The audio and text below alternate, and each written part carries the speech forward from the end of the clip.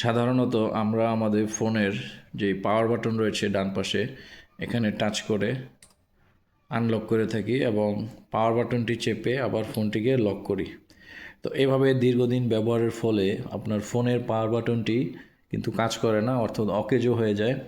সেক্ষেত্রে কিন্তু আপনাকে সমস্যায় পড়তে হয়। আজকে আপনাদেরকে এমন একটি সেটিংস শেখাবো যার মাধ্যমে এই পাওয়ার বাটন ছাড়াই আপনি আপনার phone on of lock unlock করতে পারবেন। সেটিংসটি হচ্ছে এরকম, যেমন আমি আমার মোবাইলের উপরে ডাবল ট্যাপ করলেই কিন্তু মোবাইলটি স্ক্রিন অন হয়ে যাবে এবং ডাবল ট্যাপ করলেই ফোনের স্ক্রিনটি আবার অফ হয়ে যাবে। এক্ষেত্রে আমার পাওয়ার বাটনে কিন্তু চাপ দিতে হচ্ছে না।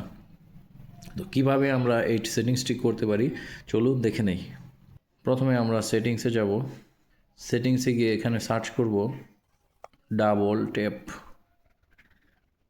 দেখুন অলরেডি চলে আসছে এখানে double tap to turn off screen.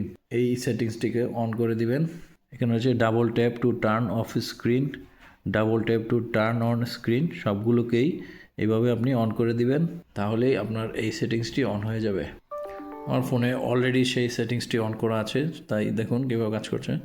Double click করলেই অফ হয়ে যাবে, ডাবল ক্লিক করলেই অন হয়ে যাবে। আশা করছি ভিডিওটি আপনাদের জন্য হেল্পফুল হবে। ভিডিওটি হেল্পফুল হলে আমার পেজটিকে ফলো দিয়ে সাথে থাকুন, অথবা ইউটিউব চ্যানেল থেকে দেখলে চ্যানেলটিকে সাবস্ক্রাইব করুন।